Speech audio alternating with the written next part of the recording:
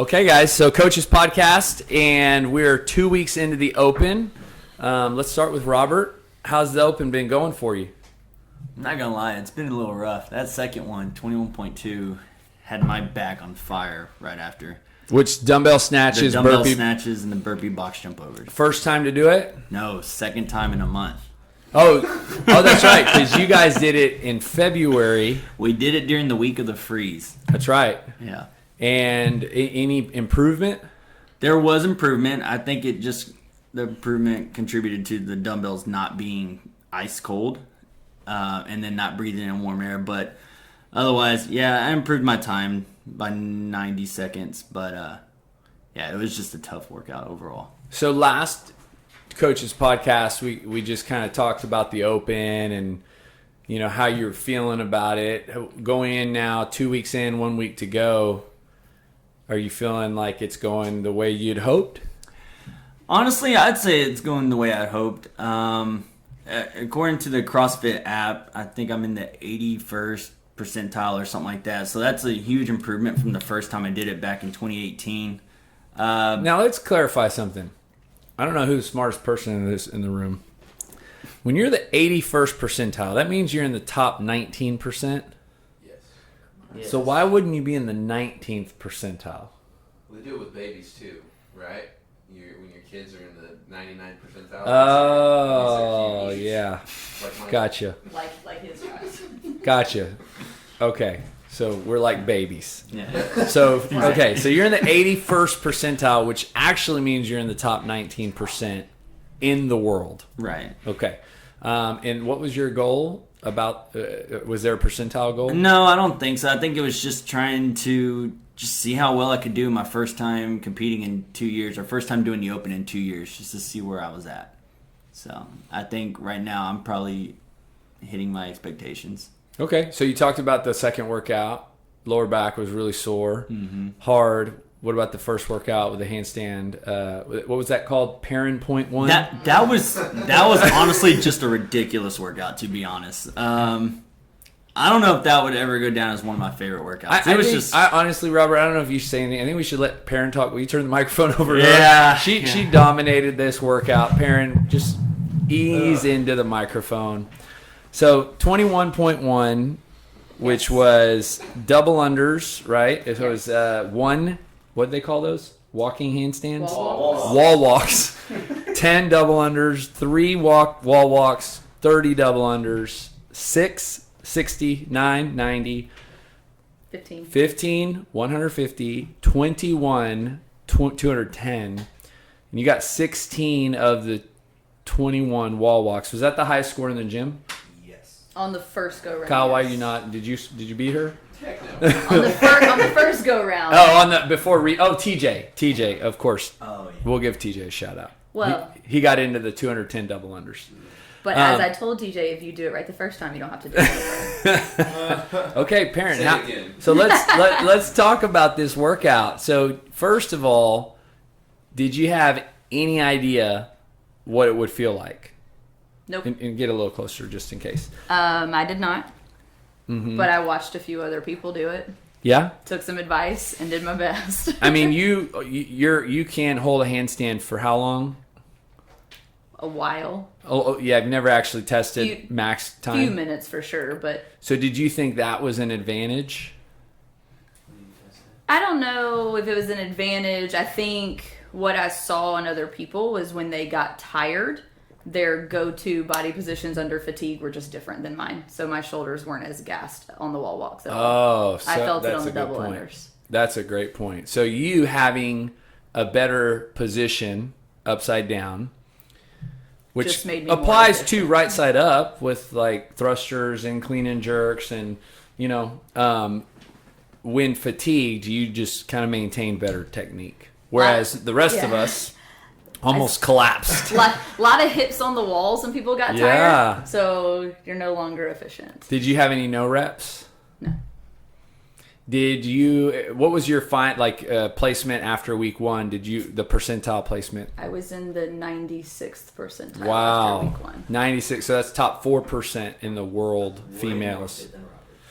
Well, his was also over 2 weeks, but Yeah. I don't know what mine was. I haven't looked at it since then. That's great. Okay. How did the second workout treat you? I had never done it before, and it lived up to the hype that everyone said it would. So I appreciate them not downplaying it. I didn't hate it, but I also just have no desire to ever do it again. And it was the burpees. It was the burpees. I felt the exact same way the first time I did it in 2017. And Like then I you thought, did it again. I know. I really felt like I never want to do this workout again. Like it was that bad. Yeah. I gained mad respect for that workout enough that I don't want to touch it again. Was your lower back sore? Not as bad as a lot of other people said there were, but I was a little... Was your soul sore? Absolutely. Absolutely. My lungs hurt for You 2 did days. finish. I did finish. That was my goal. That's great. Not knowing how it was going to treat me, that was my goal. And looking back, like what was the harder part of it? Was it the bigger sets of snatches? Was it the 15 burpee box jump It overs? was like getting off the floor on the burpees. Got it. Was a real dagger Yeah. every time. So did you see, have you looked at your updated I have percentile? not looked at my percentile since Gotcha. I input. I'm each sure year's Robert, scores. our stat I guy, don't- Robert's on it. I So, haven't looked at it. will you swivel the mic Sure. to Brandon? Brandon, open 2021. Yeah. How you feeling? Man, it's been fun. We've have a kind of a little bit of a game going on with some members. I know. I think it's like some gambling. A little gambling going on. We did a little buy-in, and it's been really fun to kind of see where people are placing at. And so it's been... we did it kind of like the games, right? So the games, they get one opportunity to try an event. It's not like, okay, I'm going to retest this event or redo it now that I have like an understanding what it feels like. So it's just like you get one attempt and that's your score for this. Now you can redo it and enter in your score into the app, however you want to do it. But for what we're doing, You can't repeat. you can't repeat for our scores, Oh, I like that. in the smaller So you can competition. repeat, of course, if Yeah. you want to submit into the open. You can. Yeah, if you want to submit into the open, like TJ, Do you have an update for us, Robert? Perrin's in the top 10,000 people. Like that's her ranking right now. What's the do you have? You don't have percentile? No, that'd be her. Got it. Okay, thank you. Yeah. Stat check. So, yeah, no, it's I forgot where I was at. No, you were saying that you guys can't repeat a workout, so it's Yeah, so you do it once. like TJ did one workout, and then like on 21.1, he had, I believe it was 14 wall walks, and Perrin had 16. So in our little competition, Perrin won that. Oh. And then TJ came back and redid it, and so he had to enter in a higher score in his app. So, Gotcha. But you guys aren't counting it. we're not counting that in Gotcha. our competition. I see. So it's just a one go, first time. Cool. So, and it's been a lot of fun. So after 2 weeks, do you have any personal feelings about the open so far? Are you feeling good? Are you feeling not good? Are you feeling? I feel good about it. I think I'm really just having a lot of fun with everybody, like getting kind of the buzz about it. I think personally, it's like it's been a little bit hard. I've had a little bit of hip issues, so it's not like I feel like I can just go 100%. I mean, I'm still pushing hard. It's just that's kind of been the downside. Yeah. Just the hip. But Do you have any predictions for the final week? I think the final week is going to be some type of like pull up and like a wall ball. I think what's left on the equipment, it's like a pull up bar and a barbell. So I'm thinking it's going to be like some type of pull up or Maybe even thrusters. muscle up, and then either wall ball or thrusters. So I'm sure it's going to be just a motor thing. Just go, go, go. I had a thought during our thruster total bar workout today. I go, you know what? This last week's probably going to be a 2-part workout. You think there'll be a max lift? Well, it'll be part 1, Yeah. motor, whatever. Part 2, max lift. So so you end up having 4 open scores. Mm-hmm. But I just had that thought today. Yeah, I hope that there would be. I think it'd be really fun. I always like that, especially when you see people PR. I think Well, that's just really having cool. 3 scores, not to say that's not enough, but I think they'll having 4 right is kind of better. Yeah. And it gives them you can still have a 3-week open with 4 scores. Yeah. So, Kyle, let's kind of go over to Kyle and see how how's your open been so far. I know you you had a little injury right before, even though last podcast you're like, I feel as good as I've ever felt. I think I forgot about it then. I had it then, but I forgot about it in the moment. Yeah. So what happened like right before the open? Just a little inflammation in my shoulder, and so I've just been laying off of it, and thankfully the workouts have not aggravated it too much. Not even 21.1. The wall walks, there was a couple funny ones where I kind of weigh a lot, and so just getting that shoulder out of position a little bit a few times did hurt. So yeah, but not enough that it was like causing problems or causing damage, but just a little bit. Are you in the gambling bookie competition? How are you doing? So I have made $2.50. So after a really bad showing in 21.1, the next one I did pretty well, and so I made my money back in $2.50. Nice. So you're up. So yeah, I'm taking my wife out on a date. Yeah. Get ready, babe. So you did 21.2 last month in the freeze as well. Mm-hmm. How did that go? How did it go different? How did it go, from the February to this one? And this was obviously not doing 21.2. You did 17.1 in February just as part of the Mayhem programming. Yeah. So it definitely got better. What was funny was when we did it in the freeze, so basically the standards were you had to touch 2 heads of the dumbbell to the ground, and in the freeze I only did 1.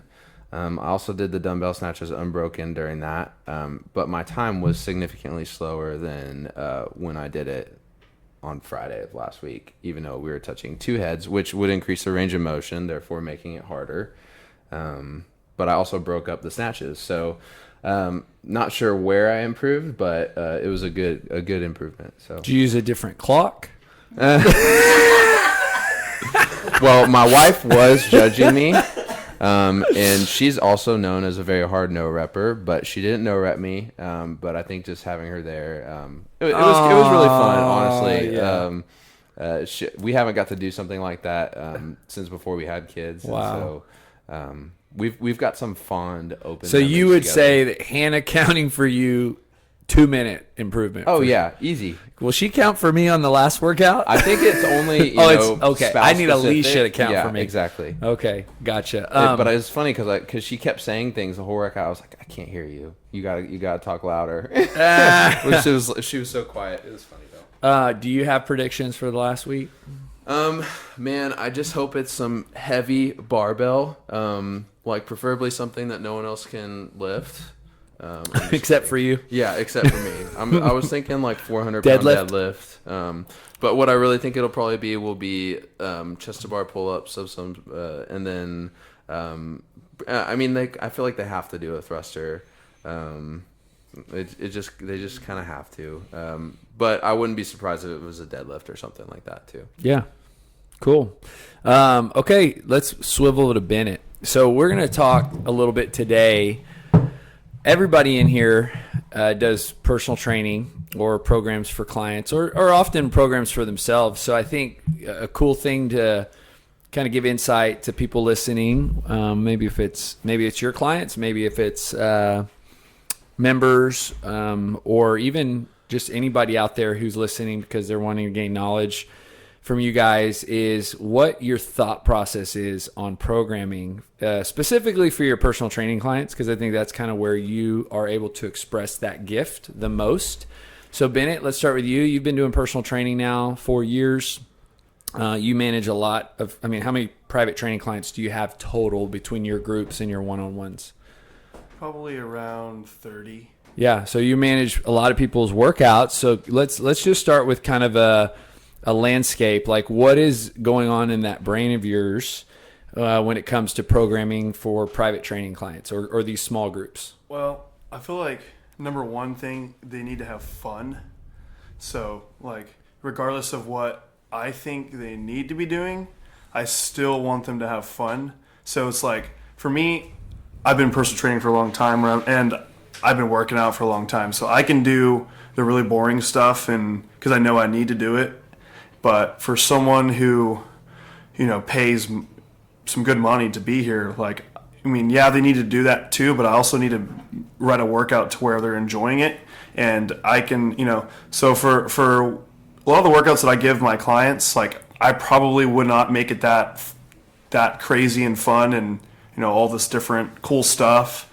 Because, I mean, I can just do my pull-ups and, my push-ups and just keep it real simple because I just know I need to grind it out. But I try to make it more fun. But I do give them. And if you're trying, if somebody's listening and kind of trying to, better understand what it means to be fun, and I kind of feel out what you're saying, but yeah. Just to be a little bit more specific, what is that? What does fun mean? Does it mean like varied, right? So like changing it up? Yeah, I change it up a lot for them because that way they don't seem like, oh, well, we did this lot, we keep doing the same stuff over and over again. I'm like, well, a lot of times that works, but I mean, I'll make it a lot more. It's kind of like CrossFit. Like CrossFit makes it really fun in a class because they change it up a lot, but it's also useful because like and they don't train the same things over and over again. So I give a lot of circuits and we'll go push the sled just for fun. We'll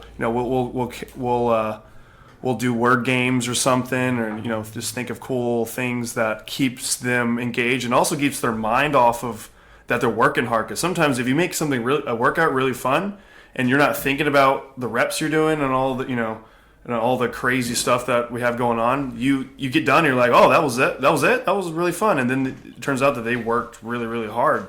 So I feel like that's a little bit more important. But I still also give them what they need because if they're injured or if there's some problems going on, then then you still have to do the boring stretching and like the activation drills. But if I could just figure out a way to incorporate in their workout too, so that way they're still with everyone, they're not just isolated by themselves. So it's like, okay, well, I'm in the group, I'm doing my circuit, I'm doing my EMOM with the group, but I just change that exercise to match what they need. So it's like, okay, well, I'm doing everything with, I'm not feeling left out. So I feel like that's a little bit more important. Yeah, I've seen you in there with about 4 or 5 people, sometimes 3 to 5 people, and a lot of times they're each maybe doing different variations of what you have in mind, and taking in consideration whether it's their maybe their injury or their goals. So for you as a trainer, kind of in that moment, like how are you executing that, for each client? Like, are you thinking through that well in advance, or are you making adjustments as needed? Like when it comes to programming specifically with groups where you have 3 or 4 different people, it's different than having one client. Yeah. So how do you do that? Well, I feel like, now that I've been doing it for a long time, it's not as hard for me to come up with something. Like if there's like something that kind of pops up out of nowhere, I'm like, okay, well, I already have an idea of regressions. But if you're thinking about a workout, and this could be for CrossFit too, like if you're coaching CrossFit, you definitely need to be ready, because if you look at a movement like, say, like a push press, and someone has an injured knee, well, I'm probably not going to make them start dipping and driving, and be explosive. So it's either, okay, we'll just do the strict press, or we can do, or we could do a push-up. So it's like you have regressions in mind that are less complicated. And so beforehand, I already do think about that. But now that I've been doing it a long time, like I can kind of fit what they need. And I even ask them, like I even give them options. So it's like, okay, well, it's still something that I want from them. So it's still an upper body movement, unless they're just completely injured and I have to change something else. But that way it's still like, okay, well, he's ready for me. Like, and Brandon has helped me a lot with this too. But it's like I'm helping them lead their own workout. So it's like, okay, now they feel like they have options. It's almost like a video game, like, right, where you pick, like, okay, well, I could choose this or I could choose this. And I kind of help guide them on what it would work. They're like, oh, yeah, I haven't done an overhead movement in a while. And instead of push-ups, I would like to do the overhead press. Just you're taking kind of their opinions into consideration. of course. What? How do you factor in volume in terms of how many days per week they're coming? So, let's say somebody's coming 3 or 4 days a week compared to somebody coming 1 to 2 days a week. Yeah. So that's definitely a good question. You definitely, now that I've been seeing the same people, throughout the weeks, I already know what they've been working on and what they need to be working on. So it's like, okay, well, I know you've been doing a lot of push-ups and you got a lot of volume on that. Okay, so for you, we don't need to do as much as this person who's coming in once a week. This person's coming once a week, like, I'm going to have you do lots of reps and lots of sets and, and probably not as much weight, though, because they're not coming in as often. So it depends if they're doing homework on the side. But someone who comes in really often, I can be, okay, well, we can go up in weight because you've already been doing a lot of volume this week. So, well, let's practice. I know your form is going to be good because of how much practice you've had. Okay, well, let's go up on the bench press a little bit. Let's put some weight on. I'll come spot you, But someone who's been coming in once a week and I know they haven't been active, there's no way I'm letting them go heavy. And they know that because I make it pretty clear. Like, hey, okay, so depends on how much stuff you've been doing outside, but we're going to keep it light and we're going to get lots of reps and we're going to be really emphasized on your form so that way you get comfortable.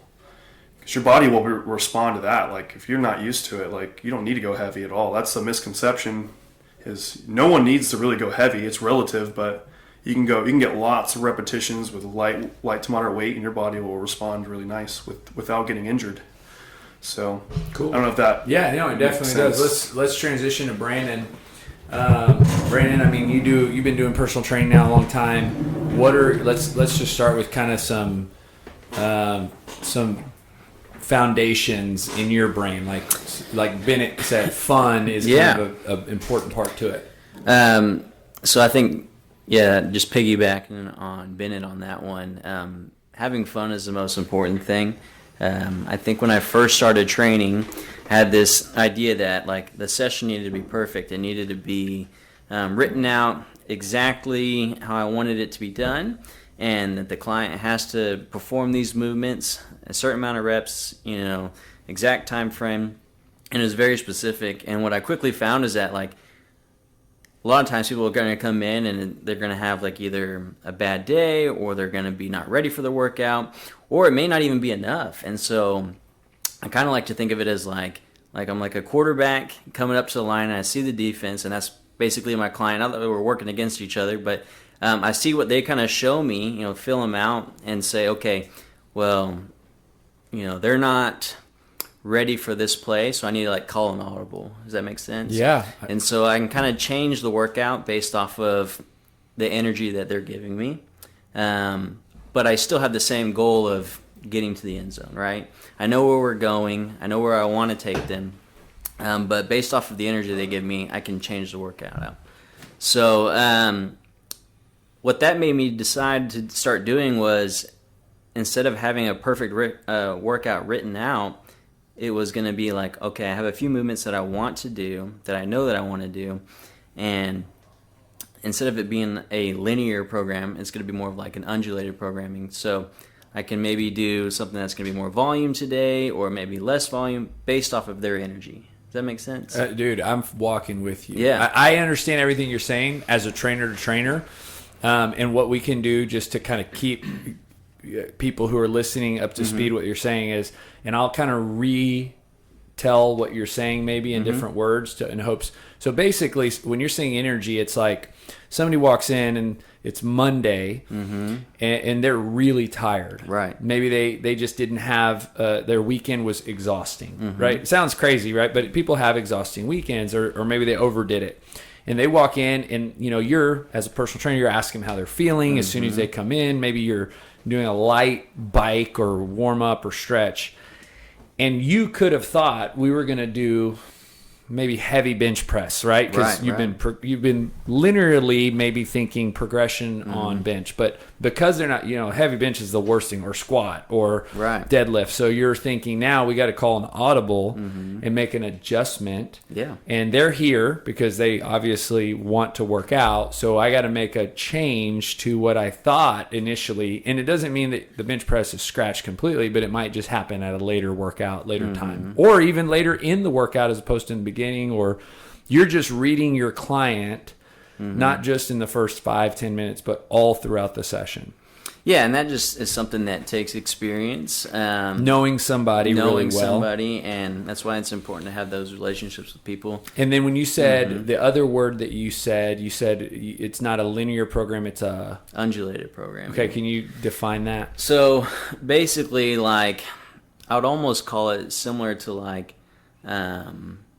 CrossFit style of like the hopper model. Like, you're going to do one day that's going to be work up to a heavy set of 3, or another day is going to be like, so if it's a heavy set of 3 back squat one day, and then another day maybe like Cindy, where you're going to have an AMRAP of 5 pull-ups, 10 push-ups, 15 air squats. So you have a ton of air squats in there. And maybe not those exact movements, but you're finding similar movements that allows that person to move for 20 minutes. Yeah, yeah. And so it may be a day of like high volume on the movement and low volume on the weight, or a day it's going to be exact opposite. High volume on the weight and then low volume on the movement. So here's a question. How do you read that energy that your client brings? Like, what are some, if I could say, like 3 things that tell you how they're feeling? So, I mean, I think an easy one is just like asking them, how was your weekend? What did you get into? If they came in and said, it was really just, it was a really busy weekend. I was out doing stuff in the yard all weekend, or I was, say we were camping or whatever. You just come back. It may not be just a great day to go out and do something really hard. It might be something like, we'll call it like a welcome back workout. Let's just get you moving. Let's get your body warm, and just not something that's going to be extremely challenging. And then another one could be is, asking them if they are having any pain or any shoulder issues or something like that. They'll just let me know. Like, yeah, my shoulder's kind of bothering me. So I may focus the warm-up on shoulder mobility based off of them telling me that. Yeah, and I think those are just like really the big things. Just asking. Just asking. Yeah. Like, how are you feeling today? So fun is important, reading their energy. And what would you say like a third thing is that you make sure you are incorporating a foundation of the programming? I would like to say a session is going to be basically 80% of what they want, 20% what they need. A lot of times, things that we need are the things that we don't like to do. And so 80% of what you want to do is going to keep you coming back. 20% of what you need to do is going to show you the results that, again, is going to keep you coming back. If we just gave everybody exactly what they needed to do, sometimes that'd be hard. Defeating. It'd be very defeating. So 80% what they want, 20% what they need is kind of what I like to live my training life by. That's awesome. So, I guess the last question would be, I know you do a lot of mobility, stretching with your clients. So, what would you say are, like, percentage-wise, what is the amount of percentage you put on mobility in comparison to strength conditioning? Yeah, I think it really depends on what kind of athlete you are.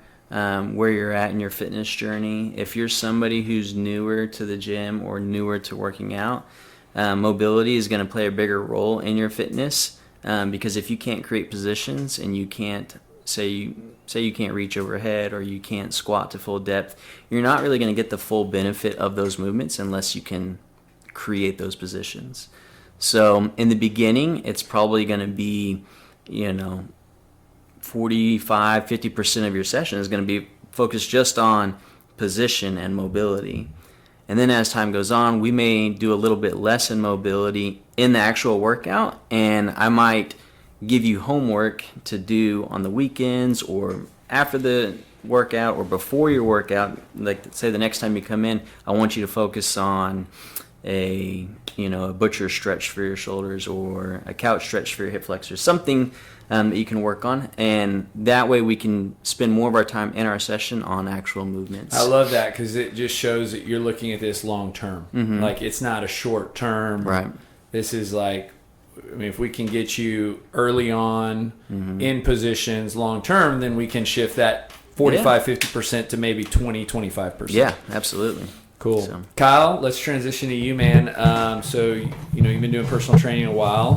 What are some of the, main ingredients to programming for you when it comes to private training?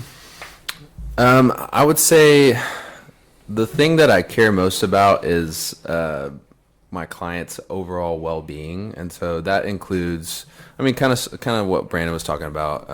But I would say, emotional state. If they've got anything going on in their lives,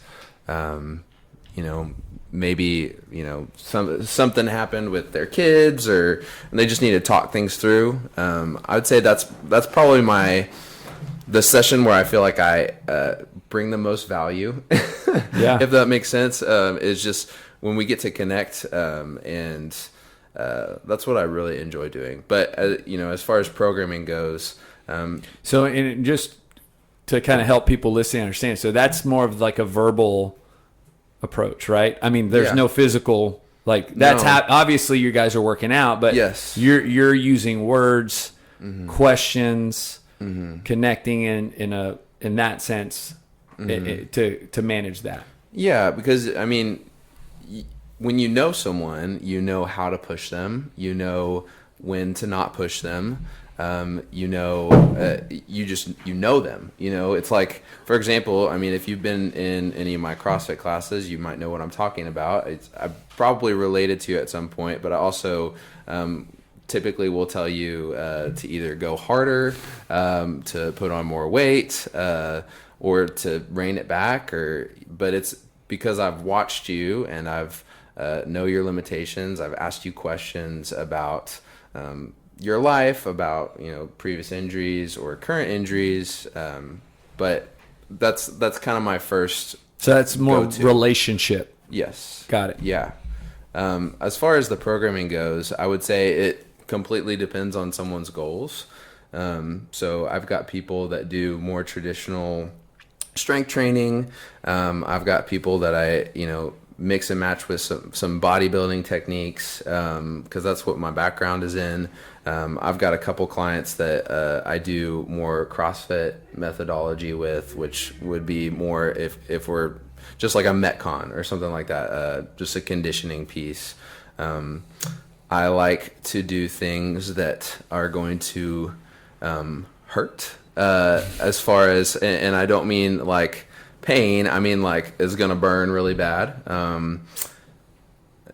Not all the time, but I definitely would say that I like to pair things together that are the same movements, just to kind of... Can you give me an example? Yeah, like a bench press and a dip, back to back. I did that with one of my clients yesterday, and yeah, it's fun. Yeah. No. Or, for example, another example would be to do 8 split squats in a row. On the last rep, you're going to hold the bottom of the split squat for 10 seconds. If you were holding a dumbbell, which I probably was making you do, I would have you drop the dumbbell and then repeat the same thing body weight immediately afterwards. So, Kind of like a drop set. yeah, a pain set. A pain set. Yeah. Okay, here's how much of the relationship permits you to do that? All of it. I would say it's just kind of going back to knowing someone. It's like if I know you really well, I know how far I can push you. If I don't know you as much, I might hold back a little bit. So, I'll use you for example, Charlie. The longer I've known you, the more I've wanted to push you. And the more I've asked, I feel like. But yeah, I would say it's all of it. Yeah. So you're referencing, I think it's so cool. You're referencing CrossFit and personal training in this, even though we're talking about programming primarily with private training, but because part of your programming is honestly kind of like relational programming. If we kind of start thinking at a higher level, even though we're doing CrossFit and we have a general template, right? I mean, it's a lot more rigid because you're not necessarily programming for CrossFit, right? It's more personal training. You are. How do you think the two relate? As far as how does programming for CrossFit relate to programming for personal training? Yeah, I would say, we just had this conversation not too long ago. It's, I feel like CrossFit, it's really hard to put my finger on it. But when I'm programming for personal training, I am programming, I don't know if I can answer this. It's a hard one to answer. It's a hard question. And what I would say, because obviously these are not pre-scripted questions, right? They're very similar in the relationship component, right? But very different in the movement. So like you got the class with 10 thrusters, 10 toe to bar, 200-meter run. You're still kind of relationally programming, right? Because Charlie doesn't feel great today. Maybe I'm not going to push him as much, or Charlie's slacking. I'm going to push him hard. Whereas in the personal training, it's going to be whatever you come up with, but you're still managing kind of like what Brandon's saying is the energy of the client. So it's kind of taking that similar approach in a personal training setting as you would in a CrossFit. And to me, that's like a higher level coach who understands that. Whereas CrossFit is like this. Everybody's doing this. And I'm not factoring in that I think I can get more out of this person, or that maybe today's not the day to get more out of this person. Yeah. No, I understand what you're saying. I would say I try to do in the CrossFit classes what I do in my personal training sessions, which is relate to the clients, get to know them, push them appropriately. But just with more people within the same time frame. So if I've got a one-on-one or a two-on-one session, it's very easy to, cover the entirety of someone's week, as well as get a great workout in. But I'm also, in a CrossFit class, whether it's 5 or 15 people, I'm trying to repeat that on a larger scale. So the conversations might be shorter, but, over time, hopefully I get you to keep coming and, I get to know you better, but I'm trying to repeat that on just a larger scale. And in the CrossFit classes, kind of when people need modifications, it is kind of like programming, right? Because now It's like, I can't run. So how do you default to a movement or a substitution, or, what is the thought process that goes through your head if somebody needs a change in a workout? It's funny, Perry and I were talking about this the other day, but basically, there's a stimulus for each workout, right? So if it's I'll take the workout the other day, for example. What was it? Do you remember? The one we were talking about? Oh, the pull-ups. Pull-ups and step-ups. Yeah, 10-minute AMRAP. Yeah, so if the stimulus is to, one, go quickly, it's also a full-body workout. We got pulling and pushing. The goal would be to do at least around every 2 minutes. So, and the rep scheme is mostly unbroken, right? And so what I'm going to try to do is keep it towards that stimulus. So if I need to modify the pull up, if it's a skill thing or a strength thing, I'm just going to take it back a little bit, maybe do a ring row or a bent over row or something like that. Because that's as close as I can get to the stimulus, which is going to be unbroken, but it's also a pull, right? But if there's an injury or something like that, I'm going to still try to keep it close to the stimulus, which is fast, unbroken sets. But if we can't do a pull, maybe we do like a sit-up or something like that that's going to maintain that stimulus as best as we can. Yeah. So I'm just trying to get as close to what the goal of the workout is, while making it approachable and appropriate for the individual involved. Yeah. How much of your programming for private training is influenced by CrossFit? Like the CrossFit methodology, your level 1? If I'm honest, not a lot. I would say with personal training, more of it is influenced from my experiences in weightlifting, in my own personal experience in the gym. CrossFit, I would say, is more what I use for the CrossFit classes. So that's kind of where my influence Gotcha. comes. Cool. Robert, let's close it out with you. We won't do a long-winded answer because we're 40 minutes in and people might have places to go. Predictions for 21.3. What do you got? I know you've been do you have an app that tells you anything Oh, to no. predict workouts? No, I wish there was handstand push-ups, but I think we're done with overhead or being upside down, inverted. So honestly, maybe thrusters, wall balls, and then a heavy lift, maybe bench press because I can't out deadlift, squat clean, or snatch any of these people in here. So hopefully a bench press or a strict press. Maybe I have somewhat. Okay, there it is. A lot of options. All right, guys. Thank y'all for joining me. Tune back in next month, and we'll do another Coaches Podcast.